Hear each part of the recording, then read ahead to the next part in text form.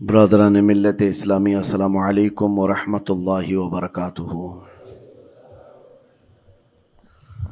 الحمد للہ وکفا وسلام علی حبیبہ المصطفیٰ، اما بعد فاعوذ باللہ من الشیطان الرجیم، بسم اللہ الرحمن الرحیم۔ فبما رحمۃ من اللہ لنت لهم ولو كنت فظا غلیظ القلب لانفضوا من حولک، صدق اللہ مولانا العظیم۔ بارگاہ رسالت معاب صلی اللہ تعالی علیہ وسلم میں درود پاک کا ہدیہ پیش کریں۔ اللہم صلی علی سیدنا و مولانا محمد معدن الجود والکرم وآلہ واصحابہ الکرام وابنہ الکریم وبارک وسلم صلاة دائمة سرمدا ابدا۔ عزیزان گرامی وقار، انسان کو اللہ تبارک و تعالیٰ نے جو خصوصیات عطا کی ہیں، اس میں خاص طور پر زبان اور بیان کی خصوصیت بہت اہم ہے۔ شیخ سعدی رحمۃ اللہ تعالی علیہ فرماتے ہیں، تا مرد سخن نہ گفتہ باشد، عیب و ہنرش نہ ہفتہ باشد۔ جب تک آدمی بات نہیں کرتا، اس کی اچھائی بھی چھپی رہتی ہے، برائی بھی چھپی رہتی ہے۔ انسان اپنے کلام سے، اپنی بات سے سمجھ میں آ جاتا ہے کہ کس کیٹیگری کا ہے، کس لیول کا ہے۔ اس کی گفتگو کے آداب اس کی حقیقت بتاتے ہیں، بلکہ یہاں تک کہ اس کے نسب کا بھی پتہ لگا لیا جاتا ہے اور اس کی تربیت کا بھی اندازہ ہو جاتا ہے۔ حضرت لقمان حکیم سے پوچھا گیا، نیکی کس کا نام ہے؟ تو آپ نے فرمایا، دو چیزیں اور بہت چھوٹی ہیں۔ نیکی دو چیزیں ہیں جو بہت چھوٹی ہیں۔ کہا کیا ہے؟ کہا کہ ملاقات میں لوگ اپنے بھائیوں سے مسکرانا اور نرم گفتگو کرنا۔ ساری نیکیوں کی جڑ ہے یہ، نرم گفتگو کرنا اور لوگوں سے خندہ پیشانی کے ساتھ مسکرا کر ملاقات کرنا۔ لیکن میرے عزیزو، یہ دو چیزیں بناوٹی تو بہت سارے لوگوں کے ساتھ آ سکتی ہیں، اخلاق تصنع جس کو کہتے ہیں، تکلف کے ساتھ بہت سارے لوگوں کے ساتھ آ سکتی ہیں، لیکن حقیقت میں جس انسان کی طبیعت میں یہ دو چیزیں ہونی چاہیے، وہ کب سمجھ میں آتی ہیں؟ اس وقت جو مولا علی کرم اللہ وجہہ الکریم نے فرمایا، کسی انسان کو اس کی حقیقت دیکھنا ہو تو غصے کے عالم میں اسے دیکھو۔ وہ اپنے آپے سے باہر ہوتا ہے یا اپنے مزاج کے خلاف کس طرح بات کو سن کر کے تحمل رکھتا ہے۔ سب سے بڑا پہلوان وہ ہے جس نے اپنے غصے کو کنٹرول کیا اور اپنی زبان پر قابو پا لیا، ورنہ یہ وہ لمحہ ہے جب انسان پھٹ پڑتا ہے، جو دل کے اندر ہے سب کہہ جاتا ہے۔ آپ کو میں بتاؤں، نبی کریم صلی اللہ تعالیٰ علیہ وسلم کے عظیم اخلاق کریمہ، بخاری شریف کی حدیث ہے، حضور مسجد نبوی میں تشریف فرما ہے۔ اس وقت مسجد نبوی، آج ہو سکتا ہے آپ کے ذہن میں جو امیج ہے مسجد نبوی کی، بہت بڑی عالی شان مسجد، لیکن وہ زمانہ نبوی میں اس طرح کی نہیں ہے۔ کچی دیواریں تھی، اوپر چھپر کے چھت پڑے ہوئے تھے اور مٹی کی زمین تھی۔ یہ مسجد نبوی کی شکل اس زمانے میں حضور اکرم صلی اللہ تعالیٰ علیہ وسلم اپنے صحابہ کے ساتھ بیٹھے ہیں۔ ایک دیہات کا رہنے والا شخص آیا۔ ایک بات یاد رکھیں کہ دیہات میں، گاؤں میں رہنے والوں کے اخلاق اور تمیز میں بڑا فرق ہوتا ہے، ان کے ہاں آداب کی کمی ہوتی ہے۔ وہ شخص آیا اور مسجد نبوی میں آ کر حضور صلی اللہ علیہ وسلم سے کچھ بات چیت کیا، اور تھوڑی دیر کے بعد مسجد میں ہی کھڑے ہو کر پیشاب کرنا شروع کیا۔ بخاری شریف میں یہ حدیث موجود ہے۔ جب مسجد نبوی میں کھڑے ہو کر پیشاب کرے تو صحابہ اکرام سب دیکھ کر کے دوڑانے لگ گئے، خذوہ خذوہ، پکڑو اس کو، پکڑو اس کو، اور صحابہ دوڑاتے تھے، وہ پیشاب کرتے ہوئے بھاگتا تھا پوری مسجد میں۔ نبی پاک صلی اللہ تعالی علیہ وسلم نے فرمایا، دعوہ، چھوڑ دو اس کو، کر لینے دو، پیشاب کر رہا ہے مسجد میں، چھوڑ دو اس کو۔ جب وہ صحابہ اکرام حضور کا حکم سنتے ہیں، سب پیچھے ہٹ گئے۔ تھوڑی دیر کے بعد نبی کریم صلی اللہ تعالیٰ علیہ وسلم نے صحابہ سے فرمایا، پانی کے ڈول بھر کر کے لائے جائیں۔ صحابہ سے ہی منگوایا، پانی کے ڈول بھر کر کے لائے گا اور مسجد نبوی کے میدان میں فرش پر بہایا گیا اور صاف کیا گیا۔ اب وہ شخص نہایت ہی ڈرا سہما کھڑا تھا، میرے ساتھ کیا ہوگا پتہ نہیں، میں نے پیشاب کیا، اب مجھے یہ لوگ قتل کر ڈالیں۔ نبی کریم صلی اللہ تعالی علیہ وسلم نے قریب بلایا اور فرمایا، نہایت نرم گفتگو کے ساتھ حضور فرماتے ہیں، یہ اللہ کا گھر ہے، یہاں پیشاب نہیں پیشانیاں رکھی جاتی ہیں۔ بس یہ جملہ ہے، بخاری شریف میں موجود ہے، یہاں عبادت کی جاتی ہے۔ اتنا کہہ کر رخصت ہو گئے، رخصت کر دیا۔ وہ دیہات سے آیا ہوا جو نوجوان تھا یا شخص تھا، باہر نکلتے ہی وہ کلمہ طیبہ پڑھ کر حضور کی غلامی میں شامل ہوا۔ میں نے وہ بلند عالی اخلاق نہیں دیکھے۔ نبی کریم صلی اللہ علیہ وسلم کے بارے میں قرآن کہتا ہے، فَبِمَا رَحْمَةٍ مِّنَ اللَّهِ لِنْتَ لَهُمْ، اللہ کی رحمت سے آپ لوگوں کے لیے نرم ہیں، اس لیے لوگ آپ کے ارد گرد لگے ہوئے رہتے ہیں۔ وَلَوْ كُنْتَ فَظًّا غَلِيظَ الْقَلْبِ لَانفَضُّوا مِنْ حَوْلِكَ، اے رسول اگر آپ سخت دل ہو جائیں تو پھر یہ سب چھٹ جائیں گے، آپ سے دور ہو جائیں گے۔ اس رسول کے لیے جب کہا گیا ہے کہ اگر آپ سخت ہو جائیں تو لوگ چھوڑ کر کے دور ہو جائیں گے، تو ہمارے اور آپ کے لیے کس قدر لہجے کی پابندی ضروری ہے۔ ہاں عزیزان گرام وقار، اپنی گفتگو، اپنے کلام، اپنی بات چیت سے آپ اپنے سلیقے بتاتے ہیں۔ گالی گلوچ کرتے ہوئے جن کی صبح شامیں ہوتی ہیں، ان کو دیکھ کر کے ہی پہچان میں آ جاتا ہے کس گھر سے یہ تعلق رکھتا ہے، کہاں ان کی تربیت ہوئی ہے، کس طرح ان کے آداب سکھائے گئے۔ اسی لیے میرے عزیزو، بچوں کو آوارہ بھی نہ چھوڑ دینا کہ وہ اپنی زبان گلی کوچوں سے سیکھ کر کے جائیں۔ کل کو ہوگا یہ کہ اس کی زبان کی وجہ سے لوگ تمہیں تان و تشنیع کریں گے، اس کا باپ ایسا ہوگا اس لیے بچہ ایسا ہے، اس کی ماں اس طرح ہوگی اس لیے اس کی گفتگو ایسی ہے۔ کیونکہ موسٹلی زیادہ طور پر بچے اپنے ماں باپ کے اخلاق کو نقل کرتے ہیں، ٹرانسفر ہوتی چلی جاتی ہیں۔ ایک بار حضور اکرم صلی اللہ تعالی علیہ وسلم مسجد نبوی سے باہر نکل کر جا رہے ہیں۔ توجہ میرے عزیزو، اخلاق کہاں دکھانے چاہیے اور ہماری بات چیت کے انداز ہمیں کہاں ہونا چاہیے، میں آپ کو بتاؤں۔ حضور تشریف لے کر جا رہے ہیں، صحابہ اکرام کھڑے تھے حضور کے اطراف۔ مدینہ طیبہ کی ایک بوڑھی خاتون جس کا ذہنی توازن کھویا ہوا ہے، یعنی وہ دماغی طور پر ڈسیبل ہے، اور وہ آئی جا رہی تھی۔ لوگ جب بھی اس کو دیکھتے راستہ کاٹ لیتے، وہ جس کو بھی پکڑتی تھی سنانا شروع کرتی تھی، جو منہ میں آئے بکنے لگ جائے، اور لوگوں کو تنگی محسوس ہونے لگتی۔ صحابہ نے دیکھا کہ یہ عورت آ رہی ہے، حضور کی طرف آ رہی ہے، سب نے حضور صلی اللہ علیہ وسلم کو گھیر لیا، اس کا راستہ روکنے کے لیے۔ اب آئے گی اور نبی کریم صلی اللہ علیہ وسلم کے پاس اگر زبان درازی کرنے لگ جائے، پاگل عورت ہے، اور بک بک کرنے لگ جائے، حضور پاک صلی اللہ علیہ وسلم کے ادب میں کہیں کمی نہ آ جائے۔ صحابہ کا یہ ہمیشہ اہتمام رہتا۔ حضور اکرم صلی اللہ علیہ وسلم نے دیکھا تو صحابہ سے کہا، ہٹ جاؤ، اس کو آنے دو، ہٹ جاؤ، اس کا راستہ چھوڑ دو۔ صحابہ نے کہا، یا رسول اللہ صلی اللہ علیہ وسلم، اس کا ذہنی توازن ٹھیک نہیں ہے، دماغی طور پر وہ عورت ٹھیک نہیں ہے، وہ آئے گی اور لمبی باتیں کرتی ہے، لا یعنی باتیں کرتی ہے، کہیں آپ کی شان پاک میں کوئی گستاخی نہ ہو جائے۔ صحابہ روک رہے تھے، حضور پاک صلی اللہ علیہ وسلم نے سختی سے فرمایا، ارشاد فرمایا، ہٹ جاؤ، اس کا راستہ چھوڑ دو، مجھے پتا ہے پورے مدینے میں اس کی کوئی نہیں سنتا، میں بھی نہ سنوں تو کس کو سنائے گی، اگر میں بھی نہ سنوں تو وہ کس کو سنائے گی۔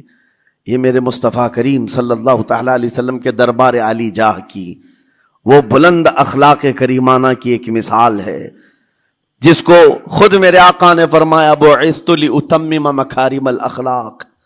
عزیزان گرامی وقار، لوگوں کے آج حالات ایسے ہیں کہ اچھے لوگوں کے ساتھ اخلاق الگ دکھائے جاتے ہیں، چھوٹے لوگوں کے ساتھ اخلاق الگ دکھائے جاتے ہیں۔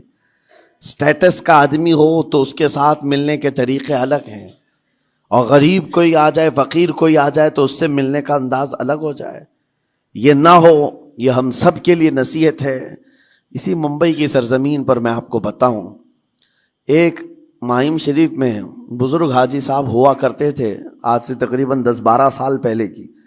وہ کئی لوگوں سے ایک سوال کرتے تھے پکڑ پکڑ کر کے کہ میرا ایک سوال ہے، آپ جواب دیں گے، میرا ایک سوال ہے۔ کئی علماء سے انہوں نے پوچھا، مجھ سے بھی انہوں نے، جب میں نیا تھا مصر سے پڑھ کر کے آیا تھا، میرے پاس آ کر کہا کافی سالوں سے میرے ذہن میں ایک سوال ہوتا ہے، میں آپ سے بھی پوچھنا چاہتا ہوں۔ کہا بتائیے کیا ہے؟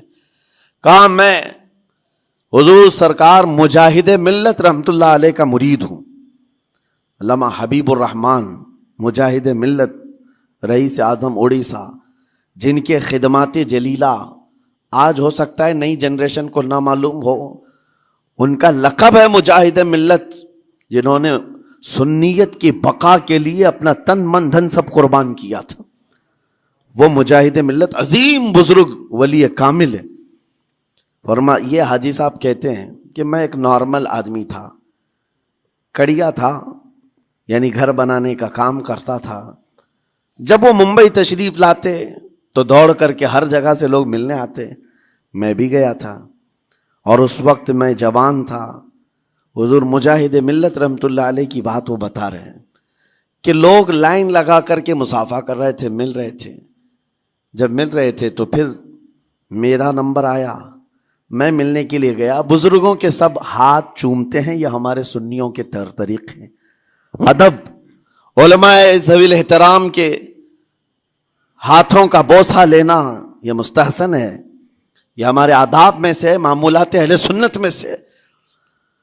تو جب سب لوگ ان کے دست بوسی کر رہے تھے، ہاتھ چوم رہے تھے، میں بھی قریب گیا، اور جب میرا نمبر آیا میں ہاتھ چومنے کے لیے گیا تو انہوں نے میرا ہاتھ لے کر خود ہی چوم لیا۔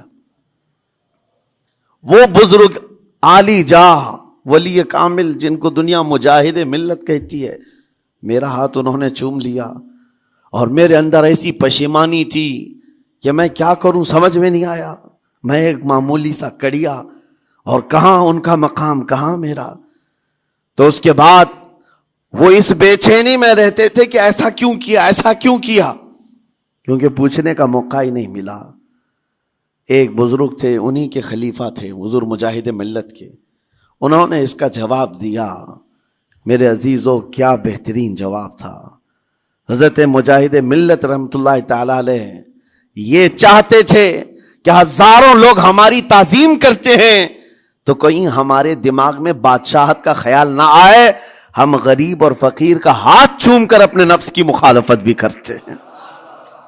اخلاق کریمانہ دکھانے کے لیے اسٹیٹس والوں کے ساتھ ہی نہیں، غربا فقراء کے ساتھ بھی وہ اخلاق ہوں۔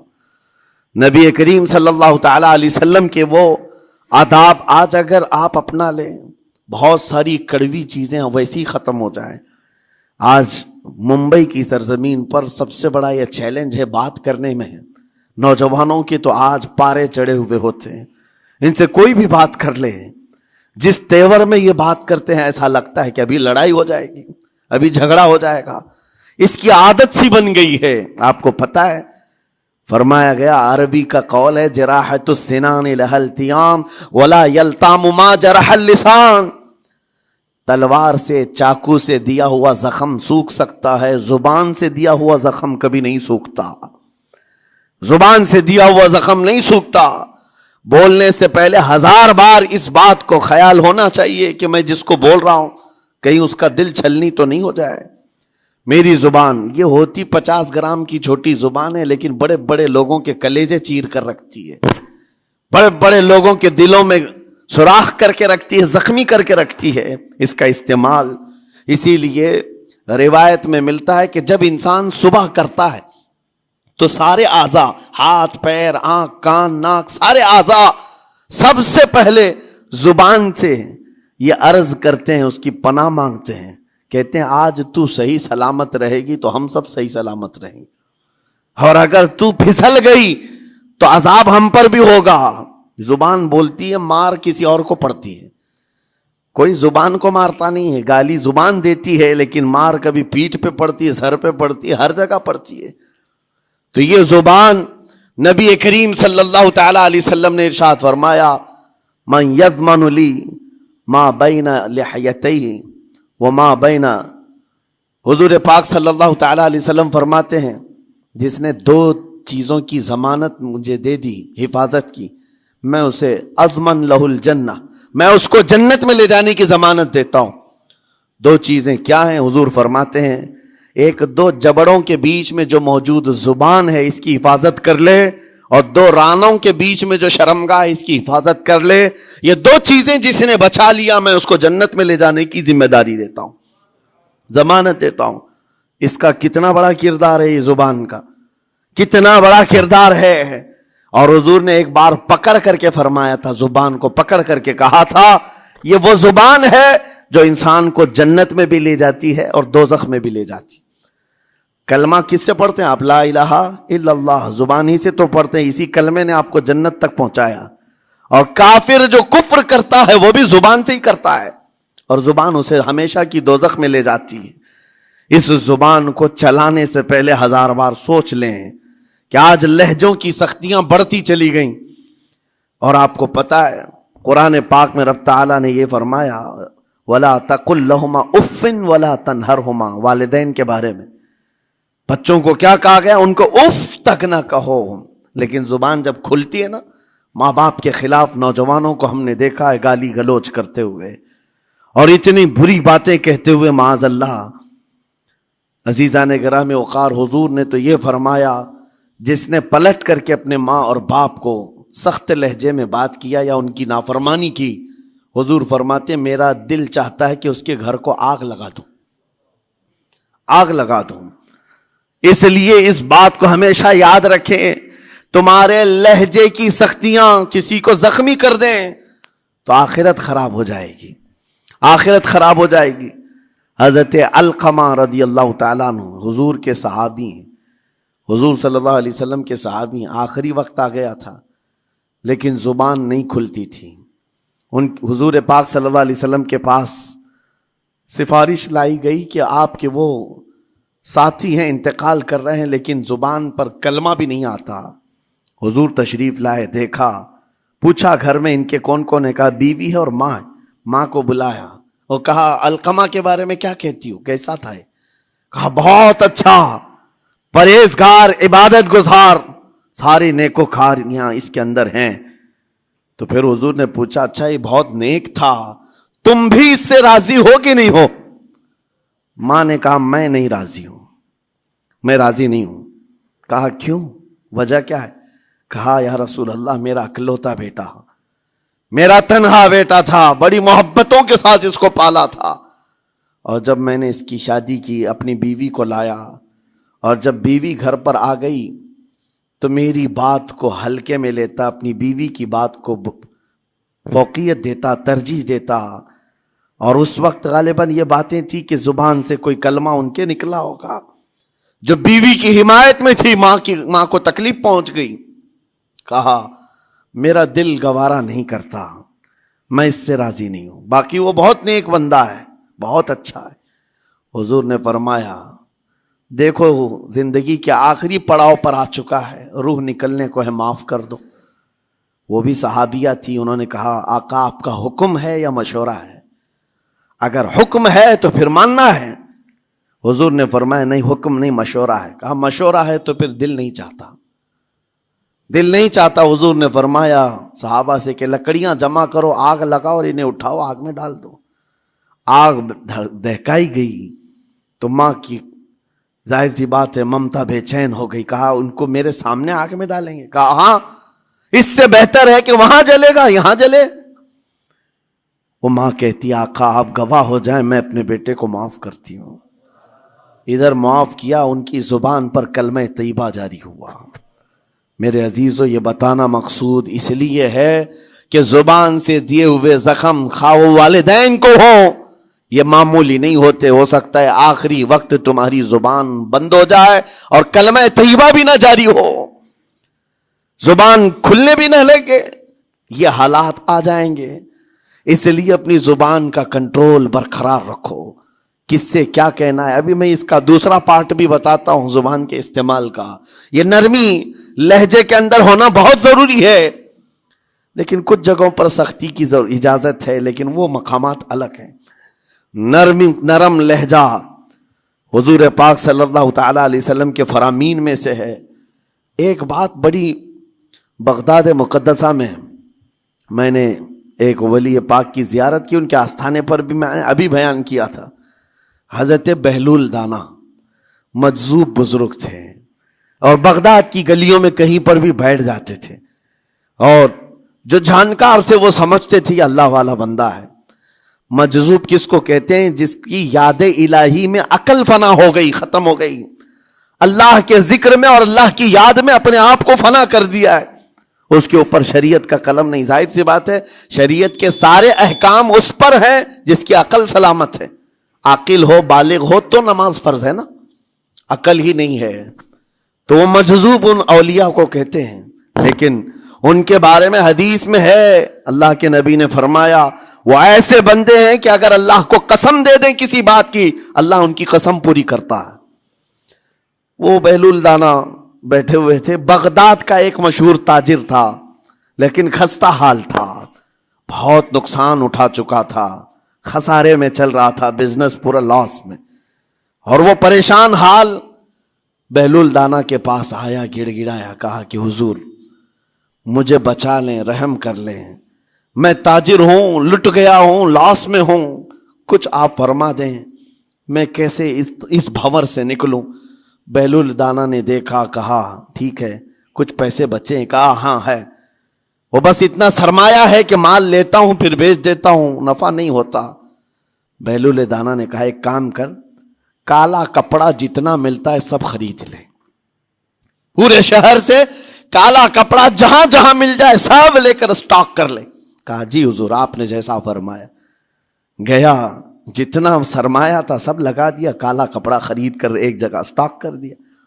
اللہ والے کا حکم تھا، لیکن ہوا یہ کہ بغداد کا معمول تھا، 8 دن گزرے نہیں تھے کہ وہاں وقت کے حاکم کا انتقال ہوا، اور جب حاکم کا انتقال ہوتا تو شہر کے جتنے بڑے لوگ ہوتے، رئیس لوگ، وہ اس کے سوگ میں، اس کے غم میں کالا کپڑا پہنتے تھے، اور کالا کپڑا سوائے اس تاجر کے کسی کے پاس نہیں تھا، اور سارے بڑے لوگ پیسوں سے اس کے پاس کالا کپڑا خریدنے آئے، یہ منہ بولے قیمت پر، جیسے تیسے جتنی قیمت پر بولے سب خرید کر لے جاتے، اور پل بھر میں ایک دن کے اندر وہ بہت بڑا کروڑ پتی بن گئے، بہت مال آ گیا۔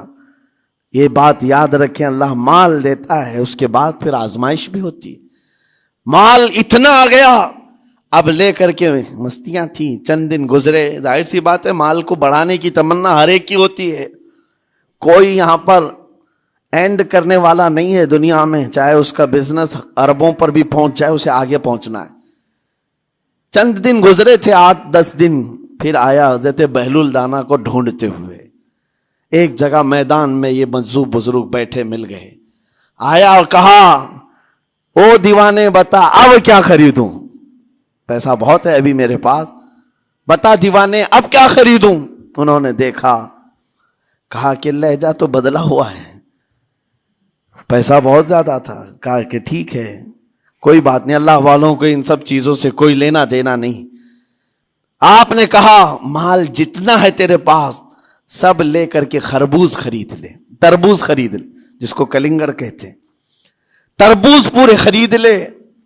اس نے کروڑوں کی جائیداد پورے تربوزوں میں لگا تھی، سب تربوز خرید کر سٹاک کر دیا ایک جگہ، اور اس کے گمان میں یہی تھا کہ چند دن گزریں گے، کوئی ایسا ہی حادثہ ہوگا جب تربوز منہ مانگی قیمت پہ لوگ خریدیں گے اور میں بیچوں گا۔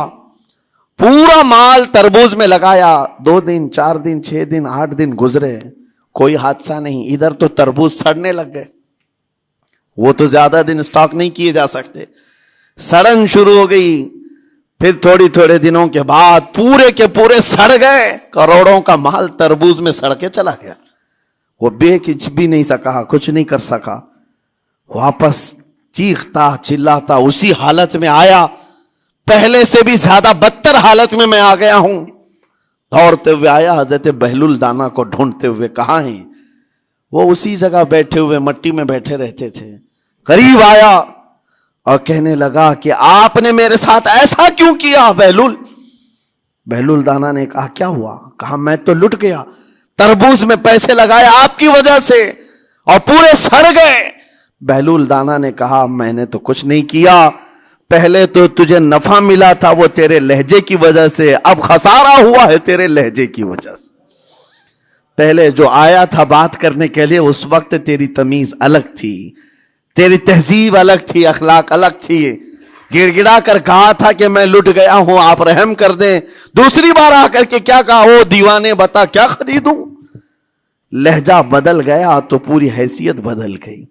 زبان ہماری اونچائی پر بھی لے جاتی ہے اور نیچے بھی لے آتی ہے۔ اس بات کو ہمیشہ ملحوظ رکھیں کہ اس زبان سے بہت سارے لوگ نفع بھی اٹھاتے ہیں، بہت سارے لوگوں کو نقصان بھی ہوتا ہے۔ لیکن ساتھ میں یہ بات بھی عرض کروں، نرم گفتگو کرنے کا عادی ہر ایک کو ہونا چاہیے، نرم گفتگو کرنے کا عادی ہر ایک کو ہونا چاہیے، اس کی نیکیوں کی علامت ہے، اس کے اخلاق کی علامت ہے۔ لیکن ساتھ میں امام شافعی رحمۃ اللہ تعالی علیہ نے یہ بھی فرمایا، چاہے جتنی بھی نرم طبیعت ہو انسان کی، اللہ اور اس کے رسول کے لیے غیرت ہونی چاہیے۔ اللہ اس کے رسول کے خلاف بات سنے تو پھر نرم لہجے کا استعمال نہ کرے، پھر وہ بزدلی کہلائے گی، وہ بزدلی کہلائے گی۔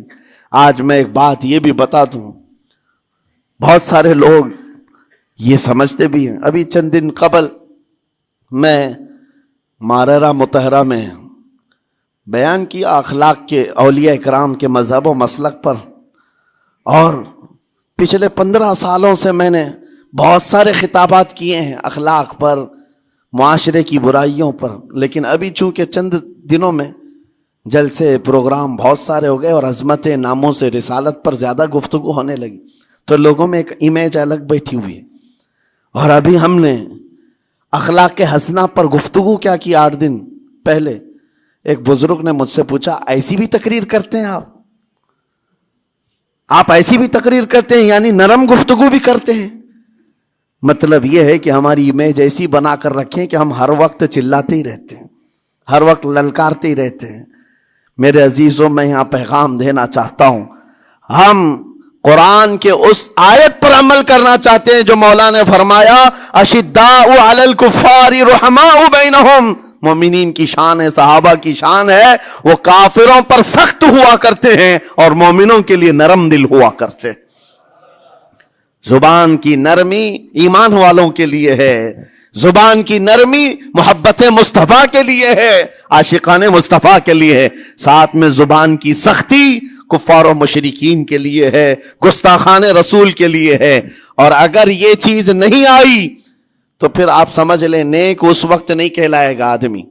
بعض لوگوں کو ایسا لگتا ہے نرم بات کرنا چاہیے، نرم گفتگو، بالکل صحیح ہے، یہ اخلاق ہے، لیکن اگر ایسے مقامات پر جہاں تمہارے نبی کو کوئی گالی دے رہا ہو، رب کی شان میں کوئی بھونک رہا ہو، اس وقت تم کہو کہ اخلاق ہے، نرم بات کرنا چاہیے، یہ بے غیرتی ہے، یہ بے غیرتی ہے۔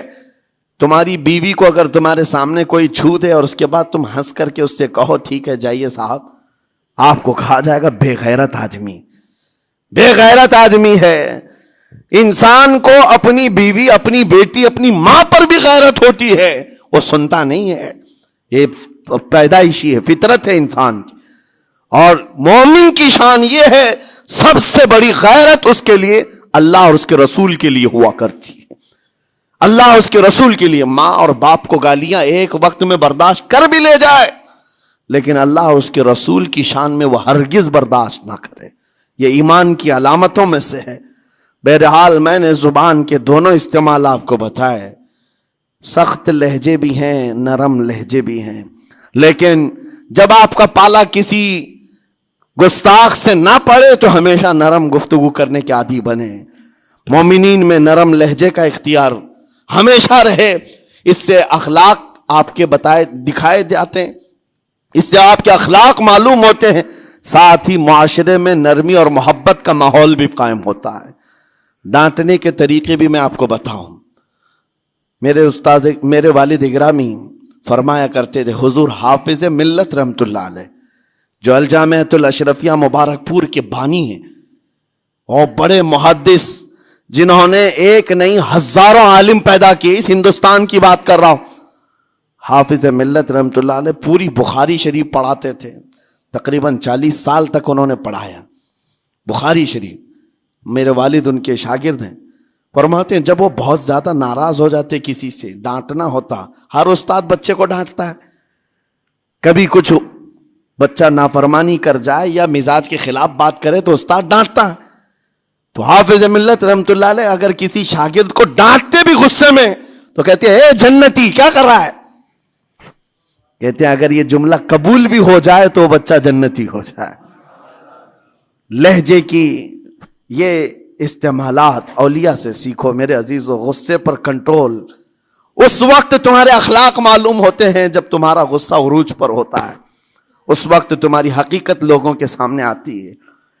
وہ اپنے شاگردوں کو ڈانٹتے بھی تو جنتی کہہ کر ڈانٹتے ہیں، یعنی کوئی گالی نہیں ہے، کوئی برے کلمے نہیں ہیں، بلکہ ایسا جملہ ہے کہ اگر قبول بھی ہو گیا استاد کی زبان سے، اس کی تو زندگی وصول ہوگی، اس کا بیڑا پار ہو گیا. ہمارے درمیان ماں باپ کو بھی یہ چاہیے کہ بچوں کو کس طرح کے اخلاق آپ دے رہے. گفتگو کرنے کے متعلق قرآن میں اللہ تعالیٰ نے آداب بتائے ہیں. جب آپ گھروں کے اندر موجود ہوں تو بچوں کے سامنے کس طرح کی گفتگو کیا کریں گے، کیسی بات کریں گے. شوہر اور بیوی جس طرح کی باتیں کر رہے ہیں بچے کے دماغ میں وہ پورا کا پورا چھپتا ہے، ٹرانسفر ہوتا ہے. اسی لیے کہا گیا ایڈلٹ گفتگو کبھی بھی بچوں کے درمیان نہیں کی جائے گی. جو میچورٹی میں نہیں ہے ان بچوں کے سامنے ماں اور باپ بیٹھ کر کے کلام بھی نہ کریں، بات نہ کریں. معاشرہ تو آج ایسا ہے سب پوری فیملی لے کر کے بیٹھے ہوئے ہیں، اور حد تو یہ ہے کہ گندی فلمیں سامنے لگی ہوئی رہتی ہیں. وہ کیسے بچا پاؤ گے؟ 4 سال 5 سال کے بچے کے اندر بھی وہ گفتگو، وہ مکالمات، ایک دوسرے سے بات کرنے کی تمیزیں، وہ سب وہاں سے سیکھتا آ رہا ہے. گھروں کے اندر ماحول کو تبدیل کرنے کے لیے آپ کی اپنی زبان پر کنٹرول اور اپنے بچوں کی تربیت اور ان کی زبان پر کنٹرول بہت ضروری ہے. پھر دیکھنا آپ یہ معاشرہ پیدا کر کے کل کو آپ کا بچہ نکلے گا، اس کی تمیز، اس کے اخلاق پر ہر کوئی اش اش کرے گا. چند دنوں کی محنت ہے آپ کی، لیکن بچے جب سلیقے کے ساتھ گفتگو کریں تو لوگوں کا دل جیت لیا کرتے ہیں. بات کرنے کے آداب ایسے ہیں کہ لوگ دل جیت لیا کرتے ہیں. یہ میرے استاد گرامی مصر کے رہنے والے تھے.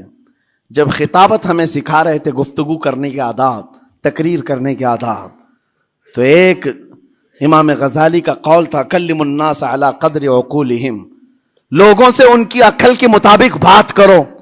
اس پر وہ سمجھاتے ہوئے ہمیں ٹریننگ دیتے تھے اور کہتے تھے کہ تمہارے پاس آنے والے کئی طرح کے لوگ ہوں گے. اگر تم امام ہو، اگر داعی ہو، خطیب ہو، مقرر ہو، کوئی غریب گھر سے، کوئی بڑے امیر گھر سے، کوئی پڑھا لکھا آئے گا، کوئی جاہل ہوگا، کوئی بدتمیز بھی ہوگا، کوئی نیکوکار، کوئی گنہگار، سب طرح کے مکس مجموعہ تمہارے پاس ہوگا. ان سے خطاب کرنا، ان سے بات کرنا، کس انداز سے بات کرو گے، کیسے ان سے کلام کرو گے. میرے عزیزو یہ ہمارا اپنا ہنر نہیں ہے. ہم جو آپ کے سامنے گفتگو کر رہے ہیں یہ ہمارا فن نہیں ہے، یہ اپنا پیدا کیا وہ ہنر نہیں ہے. ہمیں سکھایا گیا تھا صرف اور صرف آپ کو اس مجمع سے اور یہ آئے ہوئے جمع غفیر سے بات کرنے کے لیے ایک ہی اسلوب اپنانا ہے. دیکھنا ہے کہ رسول اللہ کیسے بات کیا کرتے تھے. میرے آقا صلی اللہ تعالی علیہ وسلم کا اسلوب اپناؤ. حضور کے خطبے دیکھو، حضور جب خطاب کرتے، ظاہر سی بات ہے مسجد نبوی میں اس وقت بھی لوگ، ہر طرح کے لوگ آتے، دیہات کے بھی تھے، شہر کے بھی تھے، اعلیٰ دماغ والے لوگ اور کئی الگ الگ قسم کے لوگ آتے. حضور کا خطاب سب کے لیے تھا. عزیزان گرامی، ان سنتوں پر عمل کر کے آج آپ اپنے لہجے کو بہتر بنا سکتے ہیں. بس میری گفتگو کا خلاصہ یہی ہے کہ اللہ تعالیٰ ہمیں زبان کا صحیح استعمال عطا فرمائے، ورنہ یہ زبان کی سختیاں اور اس کی کڑواہٹ ہمیں دوزخ میں بھی لے جاتی ہے، دوزخ تک لے جا سکتی ہے. اللہ تعالیٰ اس کی مکاریاں، اس کی عیاریاں اور اس کی شرانگیزیوں سے ہم سب کی حفاظت فرمائے. ساتھ میں یہ بھی میں بتا دوں، وہ زبان پاک نہیں بولتی، وہ زبان پاک نہیں بولتی جو حلال نہیں کھاتی. یہ بھی بزرگوں نے فرمایا ہے، یہ زبان پاک نہیں بولتی جو حلال نہیں کھاتی. اسی سے ہر کچھ گزرتا ہے، اندر پیٹ میں جاتا ہے. حلال لقمے اس سے گزارو تو زبان پاک بولے، اللہ کا ذکر کرے اور تمہیں زبان میں وہ لذت آنے لگ جائے. لیکن اس سے حرام لقمے گزارتے رہو گے، اس کے لہجے کی سختیاں بھی آ جائیں گی، اس کے اندر کڑواہٹ بھی آ جائے گی، گالی گلوچ، یہ سارے استعمالات یہ زبان کرنے لگ جائے گی. کیوں؟ اس سے حرام لقمے جو گزارے جا رہے ہیں. اس چیز کا بھی خیال ضروری ہے. زبان کو جس طرح کا پیٹرول دو گے ویسی چلے گی یہ گاڑی. جس طرح کا ڈیزل اس کے اندر ڈالتے ہو، حرام یا حلال، یہ بہت معنی رکھتا ہے. اور ایک بات یہ بھی سن کر کے چلے ہیں کہ حضرت سلیمان علیہ السلام کے زمانے میں ایک مناظرہ ہوا تھا علماء کا. بعض لوگوں نے کہا کہ انسان کی ایک جماعت تھی، انسان کی زبان افضل ہے، منہ افضل ہے، اس لیے کہ وہ اللہ کا ذکر کرتی ہے. بعض نے کہا کہ نہیں، انسان کے پیچھے کا مقام اچھا ہے، اس سے بہتر ہے.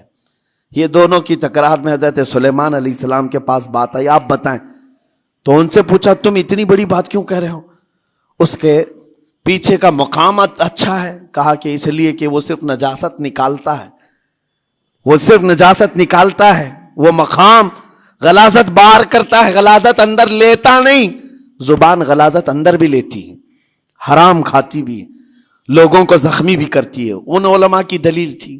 تب آپ نے فرمایا بات ٹھیک ہے، جس انسان کا زبان پر کنٹرول نہیں، حرام کھاتا ہو اور بد کلامی کرتا ہو، گالی گلوچ ساری چیزیں کرتا ہو، آپ نے فرمایا اس سے بہتر اس کا پیچھے کا مقام ہے. اور جو انسان کنٹرول رکھتا ہے، حلال کھاتا ہے اور لہجے کی نرمی رکھتا ہے، ظاہر سی بات ہے اس کا منہ ہی افضل ہے، اس کی زبان افضل ہے. اب یہ تو فیصلہ سب کا ہے، کس کو کیا چیز اختیار کرنی ہے. عزیزان گرامی اوقات، یہ بہت بڑی بات ہے جو میں آپ کے سامنے کہہ رہا ہوں. زبان کو اگر کسی دوسری جگہ سے کمپیئر کیا جائے تو لگتا ہوگا نرم، یہ بالکل اچنبے والی بات ہے، عجوبے والی بات ہے، یہ کون سا کمپیریزن ہے. وجہ یہی ہے، بعض لوگوں کو ہم نے اتنا گندا بولتے ہوئے دیکھا ہے. اس سے بہتر ہے کہ وہ نہ بولیں. لوگوں کو زخمی کرتے ہیں، کسی کے مقدسات پر حملے کرتے ہیں. اللہ تعالیٰ ان کے زبان کی شرارتوں سے ہماری حفاظت فرمائے. اور کریم خدا ارحم الراحمین مولا اس چیز سے بھی ہمیں حفاظت فرمائے. قیامت کے دن کچھ لوگ صرف اس لیے پکڑے جائیں گے کہ وہ کچھ نہیں بولتے تھے، لیکن وہ جن کے ساتھ رہتے تھے وہ بولتے تھے، وہ لوگ بولتے تھے، اور ان کی وجہ سے یہ خاموش رہنے والا جو ساتھ میں تھا اسے بھی جہنم میں لے جایا جائے گا. اور وہ اس دن کہے گا پکار کر، یا ویلتا لیتنی لم اتخذ فلانا خلیلا، اے کاش میں فلاں کی دوستی نہیں کیا ہوتا تو اچھا ہوتا، آج میں بچ گیا ہوتا. اپنے ماحول کو بچاؤ، جہاں زبان کی خرابی دیکھو اپنے آپ کو بھی بچاؤ اور اس ماحول سے بھی اپنے کو دور رکھو. اللہ کی بارگاہ میں دعا ہے مولا تعالیٰ اس زبان کو خالص اپنے ذکر میں لگائے اور اپنے حبیب پاک کے ذکر میں لگائے. مولا تعالیٰ ہم کو زبان کی بد کلامیوں سے محفوظ و مامون فرمائے. وآخر دعوانا ان الحمد للہ رب العالمین. السلام علیکم.